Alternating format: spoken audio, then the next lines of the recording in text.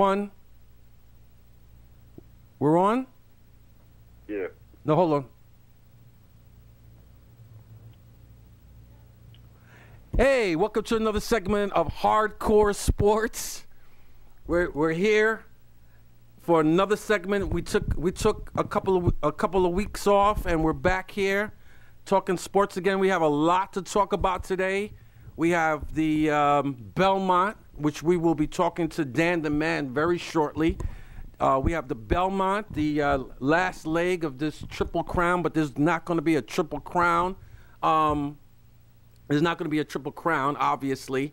Animal Kingdom won the Preakness. And what was the other, who won the Kentucky Derby? Dan the Man? Animal Kingdom won the Kentucky Derby. Shackelford won the Preakness. Right. Animal Kingdom won the Kentucky Derby, and Shackelford won the Preakness. And Dan is going to definitely, in a few minutes, give us his picks. I can't wait to hear him because we haven't talked behind the scenes as far as that goes.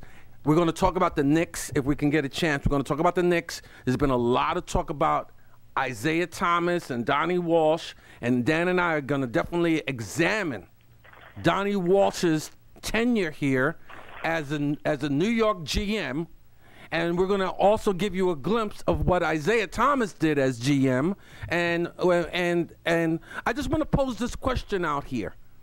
Donnie Walsh picked Gallinari, he picked Tony Douglas, and he picked Landry Fields. That's where his picks when he picked in the draft. The 3 years he was here, he picked those three players. Isiah Thomas picked Trevor Ariza, Wilson Chandler, David Lee, and Nate Robinson. My question to you is, who do you want on draft day? Donnie or Isiah? So I'm going to hold that, and we're going to return to that in a minute. But I want to pose that question to you. If you have any answers, you can hit me up on Twitter. That's DeeJaymillz, DJ Mills at Twitter. Also, we have the surging Mets. We have the surging Mets that are like one game under 500. They had they beat the Pittsburgh Steelers yesterday, and so we're gonna talk about the surging Mets and all this nonsense about trading Reyes.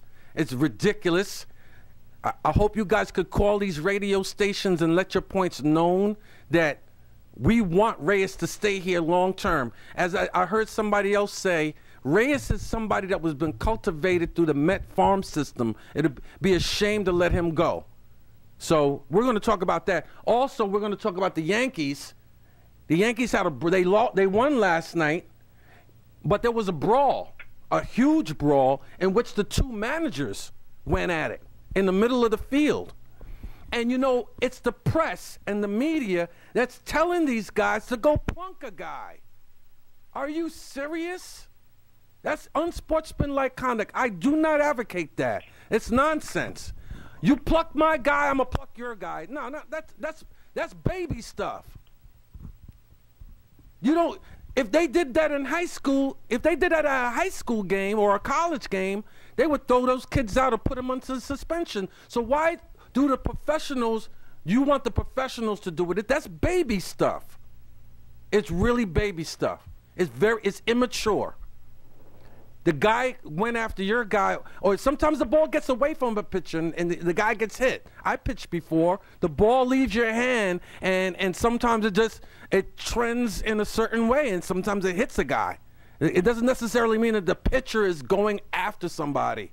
Or you trying to go inside, you throw that curveball. The inside curveball is very effective because you're trying to make that batter think that the ball's coming towards him, and it curves in and comes into the strike zone. So sometimes that gets away from a pitcher, and it doesn't work, and the batter gets hit. But doesn't mean that the pitcher is intentionally trying to hit the batter. So it's a bunch of nonsense, all this stuff. But yeah, we've got Dan the Man here, and I don't want to spend a lot of time talking about it because the horse racing has to be first. Because we've got the Belmont going on today. What's up, Dan?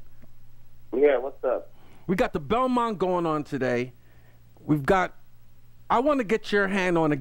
Give us some hand, because I've been hearing a lot of stuff. I've been hearing there's only 3 horses. Do you agree with this? There's only 3 horses that can win today? Really, there's just about maybe 2. Just 2? Who's that? Yeah. Well, I see this horse losing Animal Kingdom because right now I don't know what the weather is like. I'm just getting up, but I'm going to go out to Belmont. There's some moisture in the track, and that's going to help Animal Kingdom a little bit more, which means that he will be more close up to the pace today than ever. What I like about Animal Kingdom, the trainer did not give the horse a workout at Pimlico for the Preakness, and that was one of the main reason why the horse came second and lost a close race. But what they did, they were smart. They worked him at Belmont to get him at least get his foot familiar with the surroundings, and that is really going to help Animal Kingdom. He has a lot going for him. He's bred to run all day long. He has a jockey that knows Belmont, backwards and forwards, and plus this horse can win on any surface. So it's going to be hard to really beat this horse, and I'm not going to bet against this horse. I'm going to put him on top because he has everything going for him. We may have been looking at a Triple Crown horse if the trainer would have just given this horse a workout for the Preakness, over the track. So what's the other horse? Stay Thirsty? Well, I have Stay Thirsty for third, but the horse I like for second, and this is a big jockey change to Ramon Dominguez, is Mucho Macho Man.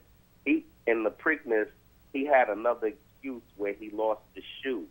He came 6th, but this horse right here, he's maturing right now, and he really celebrated a birthday June 1st. He officially became a 3-year-old because he was born in June, and he's been running as a 2-year-old really, against the quality horses. But he's finally a 3-year-old. He has 2 things going for him. Like I said, one is to change the jockey to the top jockey in New York this year is Ramon Dominguez, and number 2, he has glue on shoes, so he should be fine, and he's 10-1. So I really like what they doing with Mucho Macho Man, and he had a very good workout also. So that's your official picks today. Animal Kingdom 1, Mucho Macho Man 2, and Stay Thirsty.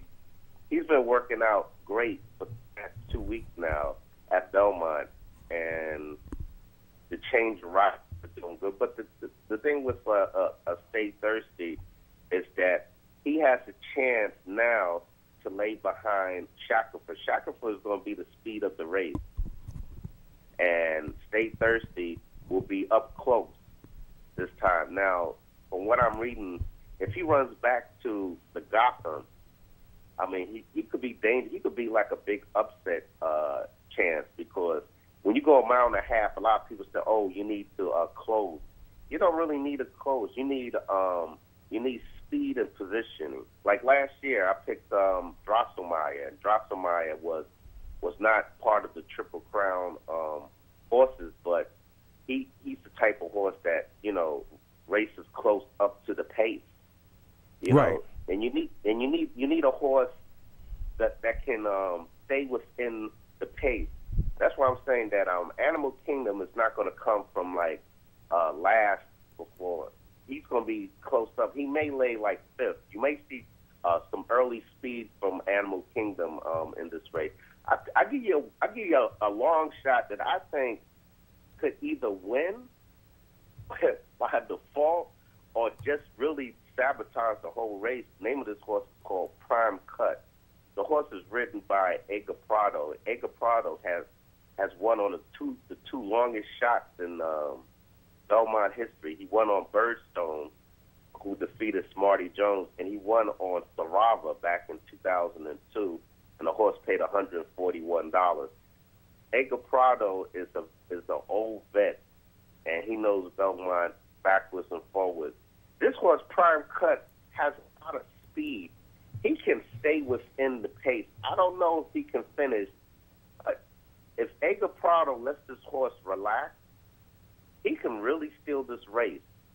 And, you know, like I said, I only see two horses basically winning this race, either Animal Kingdom or Mucho Macho Man. But the horse can really sabotage this whole race on the front end. How about this? How about this horse Nero? No? You know, the problem with Nero is I just can't see him winning only because of the jockey, Corey Nakatani. He hasn't rolled very well at Belmont in his whole entire career. He's one of the best jockeys to come from California, but every time he rides here, it seems like, you know, he's a step back. He just doesn't do well. I mean, he has the horse, but the thing I didn't like about this horse in the Kentucky Derby, he's a hanger. He was right there. He really had no excuse. He was the first horse to take the lead in the stretch, but he just hung. He didn't really do much, you know, after he was second. And Macho Man, if the distance was a little longer, Mucho Macho Man was getting ready to pass Nero. They're showing Stay Thirsty at 17-1 and Mucho Macho Man at 8-1 right now. Right. So how much is the Prime Cut? Because I didn't really see the odds. Prime Cut is 21-1 odds. Yeah. Okay. So those are the four horses. The 9 horse to win. Right. You said Stay Thirsty. You say Mucho Macho Man is the 10. Second. 9, 10, 2. 2. 9, 10, and 2 as the trifecta. And the superfecta, you throw in Prime Cut is 8. The 8 horse. 9, 10, 9, 10, 2, 8. 9, 10, 2, 8. Right. And 9, 10, 2, 8 is the superfecta, according to Dan the Man. We'll see later. Now we're going to switch gears and talk about the New York Mets. The Mets have been surging. They have players that we've never heard of that have come out of the woodworks and been doing real damage. Who knew that this pitcher G, a rookie, would have 7 wins right now? Nobody predicted that. And everybody, including myself, thought the Mets would be in the cellar. Remember, the Mets started with 5-13. They were they were like 10 games out to begin the month of April. They were horrible. And I thought that this was going to be reminiscent of a 40 or 50 win Met team, one of the worst in history. As a matter of fact, Dan and I were looking at, and I thought before this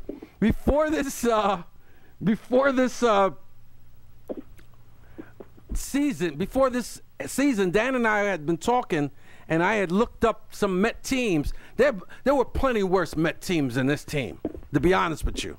We looked at some teams. What was it, the 78, 79 Mets? They were horrible. Names you've never heard of. The Mets were absolutely horrible. I think, and they lost 99 games, I think, in 79, I think, or 80, 78, 79, or 80. One of those years we had looked up. And the Mets, Joe Torre was the manager. And Joe Torre was the manager. Joe Torre had a horrible team. And Joe Torre had a horrible team with horrible players you never heard of. We can't get into it now because of time, but this, and sports radio I don't know how sports radio can talk about getting rid of Reyes. Reyes is the heart and soul of the team. It's ridiculous. The best players on the Mets, you never hear them talk about trade Jeter. You never hear them talk about trading Jeter. You never hear them talk about trading A-Rod. You never hear them talk about trading Teixeira. You never hear them talk about trading CC Sabathia, but they want to trade all the Met good players away, but they don't want to trade any Yankees. It's some Yankee bias here. I'm beginning to think that these writers and stuff are getting something under the table from somewhere, because it's ridiculous. Why do you want to trade all the Met good players away and the Yankees, you know, they get to keep their players? As a matter of fact, talking about the Yankees, Jabba is out for the season. For those of you who don't know, he's got to have Tommy John surgery. He could be back in 9 months in a good scenario. But Yankee fans, and you know, switching gears, you know, we do not want, before we go to the Yankees, we do not want K-Rod to be traded. We don't want Reyes to be traded, and we definitely don't want Beltran to be traded. Not now. Maybe at the end of the season. But they've got to sign Reyes, give him what he wants. The Mets will have money because they're losing $60 million off their payroll at a minimum at the end of the season. So it's ridiculous. It's a lot of Yankee bias here in New York. They've got to stop it, because you won't hear them talk about trading these players away off the Yankees. But yeah, now we're going to switch gears to the Yankees. You want to add anything about the Mets, Dan? No, it's just that Reyes is the catalyst for the team. It seems like the press here, the newspapers or the radio. They don't like Reyes. They talk about he dances too much. He jumps up and down. He has too many hand signs. But from what I read, the players love that. He keeps the players like on edge and very, very not on edge, but very, very loose, loosey-goosey. And you see that on the field. You see the players scrapping. You know, they were down 7-0 one game against the Pirates. They came back and won the game. There was a game against the Brewers where, you know, the pitcher really loved both sides to sleep, and all of a sudden the Mets put up like 4 or 5 runs in the inning, and it's because of Reyes. Reyes gets everybody loose. They really love what Reyes does. That's all. And the writers, I think, are kind of jealous. Reyes leads in every category. Is a leader in almost not maybe he's number 1 in triples. He's number 1. He's number 2 in stolen bases. I'm talking about he's at the top. When I say at the top, he might be either 1, 2, or 3 in runs scored, triples, doubles, runs scored, batting average. He's leading the league in batting average. He's leading the league in hits. He's leading the league in hits. He's on his way to having over 200 hits. So you'll be ridiculous. And imagine now, if Jeter was putting up these numbers, do you think anybody would be calling on Jeter to be traded? Are you serious? Met fans, stand up for your man. That's all I have to say. Met fans, stand up. Met fans, stand up for your players, because as you see, there is a Yankee bias out there. They will never talk about trading Jeter, especially if he was batting .340 and leading the league in triples and stolen bases and hits. Somebody will smack you if you said trade Jeter. So in the same way, you need to be smacked if you talk about trade Reyes. Now we're going to switch gears, talk about these Yankees, because we're running out of time already. All I hear on the radio is for Yankee pitchers to go out and plunk a guy, which was the most ridiculous stuff that I ever heard. That's another thing about these press. It's ridiculous. You want these players to commit unsportsmanlike conduct. And when they do it, you're darned if you do it and you're darned if you don't. You want these players to go out here and hurt somebody and hit somebody with the ball purposely. It's very immature. it's really baby stuff. He hit my batter, so I'm going to hit him. Come on, man. This is a grown man sport. These guys are getting paid millions of dollars. Play the game. Sometimes the ball gets away from batters, from pitchers. That's part of the game. Batters get hit. But you know that stuff is sensitive. It's going to cause, there was a huge brawl yesterday, and it's ridiculous. It's utterly ridiculous. And I think about the player, Ron Hunt. I think he got hit. He used to get hit on purpose. I think he led the league. I think he had over 100 hit by pitches in one season, if I'm not mistaken. Ron Hunt used to get hit by the pitch all the time, and there was no brawl. Everybody knew he loved to get hit. He played for the Expos, right? Played for the Mets and Expos. He played for the Mets and Expos. He used to get hit purposely, Ron Hunt. So let's not get too carried away. The ball gets away from pitchers, and like I was saying before, I used to pitch. I played every position on the baseball field. I know the game.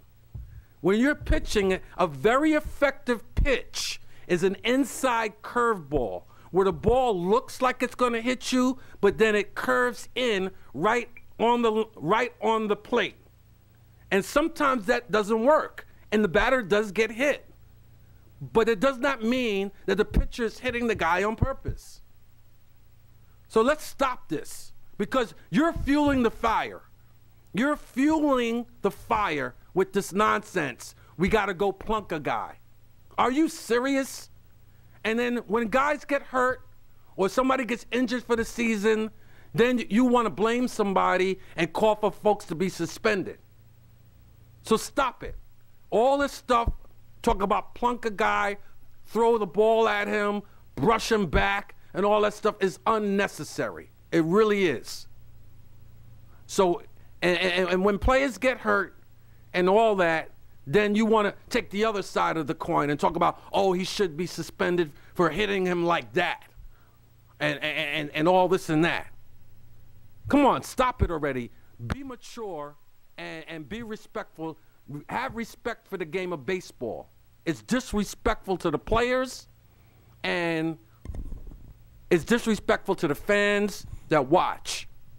Nobody wants to go to a baseball game to see somebody get plunked.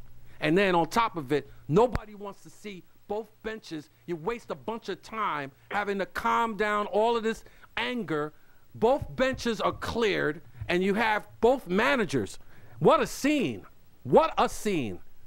What a scene yesterday. If that was the NBA, they would have fined like 20 guys, including the managers. Both managers need to be fined. It's ridiculous to have that nonsense in the middle of the field because the press keeps saying plunk a guy because he plunked yours. Come on. Get hit by the baseball and do your business and go ahead and do what you got to do. Stop with the nonsense, this tit-for-tat nonsense. And if you can't do it, get rid of the DH so the pitchers can get up to bat, so they can know, so they won't hit folks as much.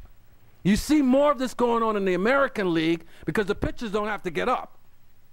In the National League, they're not going to do it as much because the pitchers have to, you throw it at a guy, the pitcher might get hit when he comes up to bat. So that might be something to think about. Just giving you some stuff to think about. It's ridiculous. It is totally ridiculous, this unsportsmanlike nonsense that they're advocating on these sports radio shows. So now, moving on to the New York Knicks, my favorite topic, Isiah Thomas. Isiah Thomas and Donnie Walsh.